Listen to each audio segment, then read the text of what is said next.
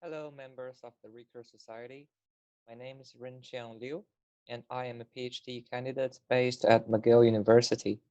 The title of my presentation is The Origin of the Cosmological Surplus of Time. It is an examination of Ricoeur's critical reading of Heidegger, especially of the last four chapters of Division 2 of Being and Time. Ricoeur's text is found in Volume 3 of his Time and Narrative. This carries on my project as shown in what I presented last year at the SRS conference, which was about Ricoeur's reading of Husserl's phenomenology of time. Broadly speaking, Ricoeur's takes on Husserl and Heidegger in Time and Narrative are along similar lines, though he is more sympathetic to Heidegger because of the hermeneutic turn Heidegger gives to phenomenology. Still, the persisting problem could be construed as a subjectivism controversy concerning time. The basic issue is this: can we fully address the question, what is time, if we pursue a phenomenology of time, which is about how time shows itself to a consciousness or a Dasein? Although Ricoeur never accuses Husserl or Heidegger of a subjectivism of time, his worry is that if exclusive attention is paid to phenomenological time, then one would neglect the other irreducible aspect of time, which Ricoeur calls cosmological time. The difference between phenomenological and cosmological time is summarized in the table here. While phenomenological time is about a horizon in which the dimensions of the past, the present, and the future are differentiated and even hierarchized, cosmological time is about a succession of indifferent instants. Ricoeur invokes a number of authors in support of either line of thinking about time, as I show here. In this context, a subjectivism of time would be a position that fully absorbs cosmological time into phenomenological time. According to Ricoeur, this position would miss the cosmological surplus of time, which exceeds the finite span of an individual consciousness or an individual Dasein's understanding. Now, Ricoeur thinks this forgetting of cosmological surplus is what happens in Heidegger's account of time.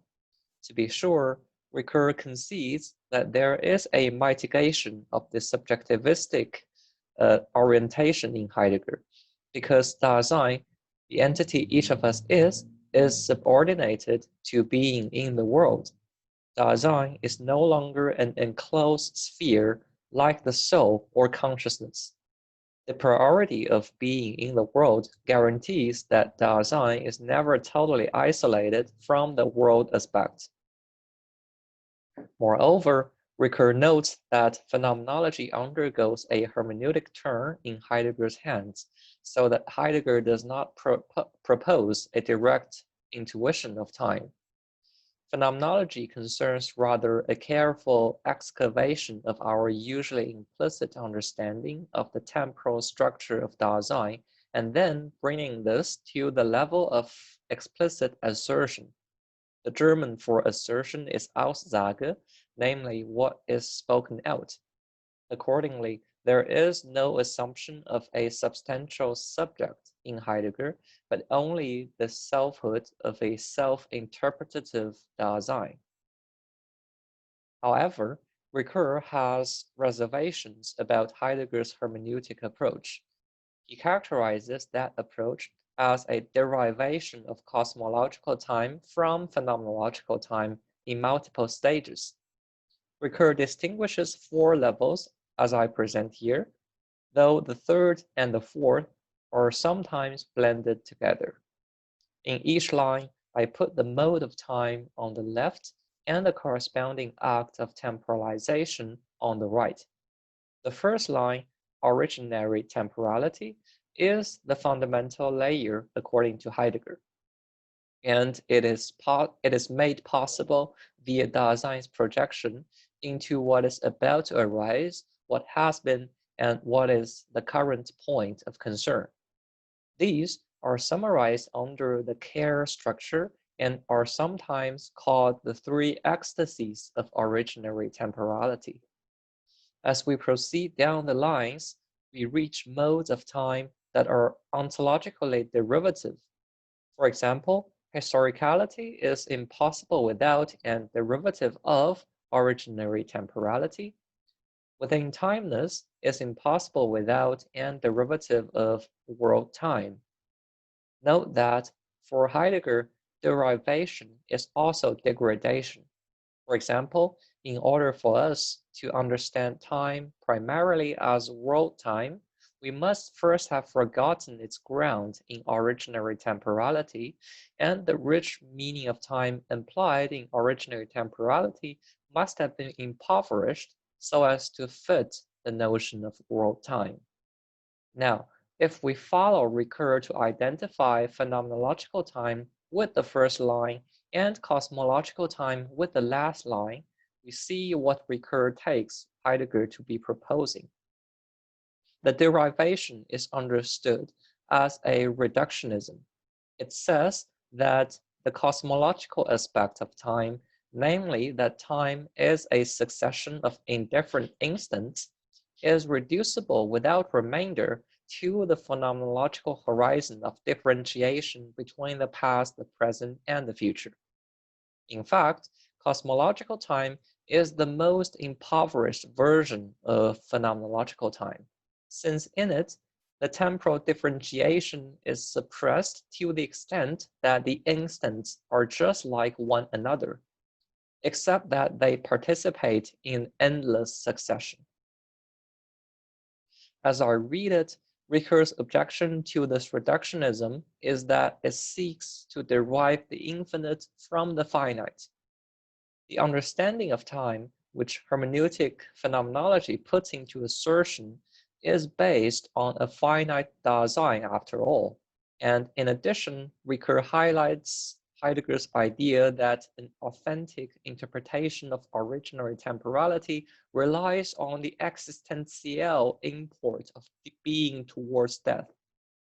So the question arises, if originary temporality unfolds from individual and mortal Daseins, how does it account for the cosmic span of billions of years, as we see in modern science? Ricoeur concludes from this that the Heideggerian derivation of cosmological time fails in front of a disproportion and even incommensurability between human time and the time of nature. I will now turn to my assessment of Ricoeur's critique of Heidegger, beginning with two merits I see in it. First, it problematizes a residual subjectivism in being and time. Ricoeur acutely points out an ambivalence of the word Dasein. On the one hand, it means the structure of the ontological differentiation of being in the world into a self and a world, which consists of entities within the world. This differentiation is precisely rooted in the differentiation we just saw of the temporal horizon of phenomenological time. Ricoeur calls the latter differentiation the mutual exteriorization of the ecstasies which proceeds from their very entanglement with one another. On the other hand, Dasein also means the entity that each of us is. Dasein in this sense is opposed to non-Dasein entities like stones and trees. But precisely because Dasein is opposed to non-Dasein entities, the two categories are juxtaposed alongside each other. We might say that the interpretation of Dasein as an entity among other entities implies a demarcation of regions of being, which is at the same time a leveling down. Accordingly, if we understand Dasein exclusively in the second sense, and if we characterize this Dasein as the only origin of time, then we would indeed fall prey to a subjectivism. Dasein in that case would be synonymous to an individual human person who is finite and mortal. Now, since Heidegger himself does not clearly distinguish between Dasein 1 and Dasein 2, but rather equivocates a lot in being and time, Ricoeur is justified to criticize him of leaving out what exceeds Dasein 2. However, my reservation is that it does not make sense to speak of an extrinsic surplus to Dasein 1. I will discuss this a bit later. The second merit I find in Ricoeur's reading of Heidegger is his emphasis on the enrichment that is inseparable from each stage of derivation. What happens in our procession from originary temporality to historicality, for example, is not just an impoverishment of the meaning of time. Rather, according to Ricoeur, this impoverishment happens almost as a necessary sacrifice for an accompanying enrichment. It is only when we forget for a moment about our own death that we are open to something like a communally inherited tradition. It is only when we suppress for a moment our concern for our own schedules that we are able to contemplate the day Hegel went through when Napoleon entered the city of Jena. To my knowledge, this enrichment, accompanying each stage of derivation, is something Heidegger never touched upon. Now, let me talk about the more problematic sides of Ricoeur's reading of Heidegger. This would also work as a Heideggerian response to Ricoeur, though I don't think you would hear what I say below from an orthodox Heideggerian. I begin with a critique of Ricoeur's hermeneutics in general, which the French philosopher Claude Romano raised in his book titled At the Heart of Being. There, Romano accuses Ricoeur of a linguistic idealism, which is an identification of meaning with what can be asserted. Now, I do not intend to discuss whether this criticism is justified, and I am sure most people in my audience are more entitled to answer this. The suggestion I want to make here is merely about Ricoeur's image of Heidegger. My thesis is this: Ricoeur may have radicalized the hermeneutic side of Heidegger's phenomenology of time, so much so that Dasein's understanding is made coextensive with what Dasein can assert and narrate in language. This would be a linguistically idealist reading of Heidegger, and I think it undergirds Ricoeur's interpretation of Dasein's finitude. Of course, Ricoeur is right to observe that finitude is a primary characteristic of Heideggerian Dasein. The tricky question, however, is how one conceives of this finitude. One could think of finitude from without, that is, from the standpoint of the infinite. The finite Dasein is then like a sphere carved out of the otherwise infinite conceptual space. According to Ricoeur's reading of Heidegger, this sphere is defined by Dasein's understanding. Whatever a mortal human person is unable to understand would fall out of this sphere. Moreover, the span of possible understanding, as we have seen, is made coextensive with the span of possible assertion. Since the latter seems to have a clear boundary, it follows that Dasein's understanding is a sphere with a definite boundary. Now, if phenomenological time is based on Dasein's understanding, then phenomenological time is enclosed within the sphere of language. Hence, there is a cosmological surplus to it. But if we look at this line of reasoning, it becomes clear that the perspective from which Ricoeur approaches the question is already outside of Dasein's finitude, and he claims that perspective with the help of the discoveries of modern science, which are supposed to be about things insofar as they are independent from the finite Daseins understanding. In other words, this perspective from without is already cosmological. Starting from it, one would surely find that Dasein's understanding is not the whole story, and hence that there is a cosmological surplus.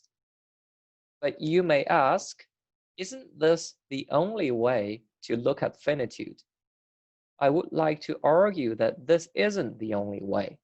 In fact, a closer examination of Heidegger's notion of being towards death shows that it implies a positive and intrinsic articulation of finitude. That is, an account of finitude from within finitude. I will only point to the towards in being towards death. The notion does not first posit death for everyone and then infers that everyone exists towards death. Rather, it is this towards that constitutes the meaning of both of being and of Dasein. Our finitude is first and foremost felt in this gesture towards an indefinite end, and only then can we follow the clue and articulate a point called death, though strictly speaking, the point of death is never experienced.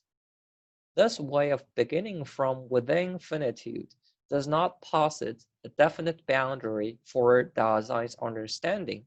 Rather, this understanding may expand from finitude and even reach some kind of infinitude. Applying this to the debate of time, it might be said in Heidegger's spirit that phenomenological time is not finite in the sense that it is confined between birth and death. It does not need an extrinsic cosmological surplus in order to comprehend billions of years. Instead, phenomenological time is finite in the sense that the dimensions of past, present, and future always beget their meaning by being differentiated from one another in the unfolding of events, which are necessarily local rather than universal. Finitude means locality. The underlying claim is that only this finite time deserves the name time, and an infinite succession of indifferent instants is timeless at bottom, so that it may be spatialized, as Bergson says. To summarize my argument, it is precisely the hermeneutic radicalization of Heidegger which makes him vulnerable to Ricoeur's later suggestion of a cosmological surplus of time. I would like to direct your attention to a claim Ricoeur makes on page 19 of Time and Narrative, Volume 3, which is characteristic of his criticism of Heidegger. He says, the length of time of a human life compared to the range of cosmic time spans appears insignificant. This claim is a correct one, but it does not invalidate Heidegger's insight that the vast spans of cosmic time would no longer be time, nor vast, nor even spans, if Dasein, in the first sense as I defined above, did not prepare a horizon for the temporalization of cosmic events in the first place. Dasein, understood as the ontological structure of differentiation, permeates any time, and cosmological time is no exception if it is still to be called time. Unlike a singularized entity, an ontological structure has no boundary. It is rather the condition for the possibility of any entity's manifestation. As I argued shortly before, differentiation is finite in the sense that it is always local. This, in fact, pairs nicely with the notion of ipsatic self, which Ricoeur articulated in oneself as another.